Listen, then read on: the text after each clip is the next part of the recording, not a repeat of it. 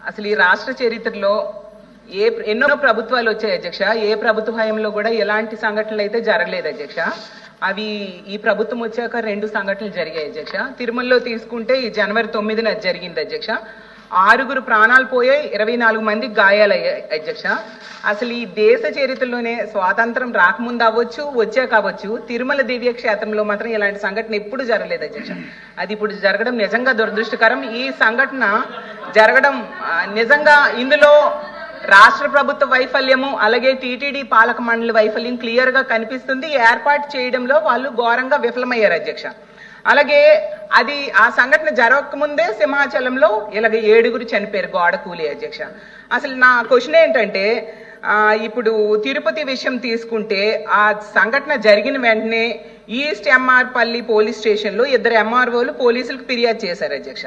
ఈ రోజు వరకు ఏ ఒక్కరిపైనైనా బాధ్యులపైన పోలీసులు చర్యలు తీసుకొని అరెస్ట్ చేశారా అని నేను అడుగుతున్నాను అధ్యక్ష. చేయకపోతే ఎందుకు అరెస్ట్ చేయడంలో విఫలమయ్యారు అని.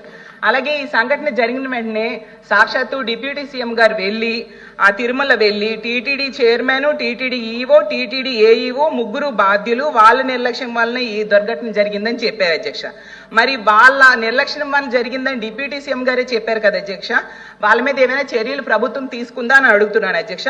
అలాగే టీటీడీ పాలక మండలి సభ్యులు ఈ మరణించిన వాళ్ళ కుటుంబాల దగ్గరికి వెళ్ళి క్షమాపణ చెప్పాలి అనేసి ఆ రోజు డిప్యూటీ సీఎం గారు చెప్పారు అధ్యక్ష. ఎవరైనా చెప్పారా అని మీ ద్వారా అడుగుతున్నాను అధ్యక్ష.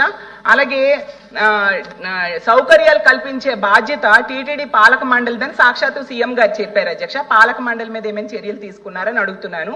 అంతేకాకుండా సీఎం గారు చెప్పారు అధ్యక్ష, 6 చనిపోయారు కదా, వాళ్ళకి కాంట్రాక్ట్ ఉద్యోగాలు ఇస్తాము అని చెప్పారు అధ్యక్ష. ఎవరికైనా కాంట్రాక్ట్ ఉద్యోగాలు ఇచ్చారా మంత్రి గారు చెప్పాల్సిందిగా మీ ద్వారా అడుగుతున్నాను అధ్యక్ష. మరో ముఖ్యమైనది ఏంటంటే, దీనికి బాధ్యుడు అనేసి ఆ జిల్లా ఎస్పీని బదిలీ చేయడం సీఎం గారే చేశారు అధ్యక్ష. బాధ్యత వహించాల్సిన జిల్లా ఎస్పీ అని ఆ రోజు సీఎం గారు చెప్పారు అధ్యక్ష.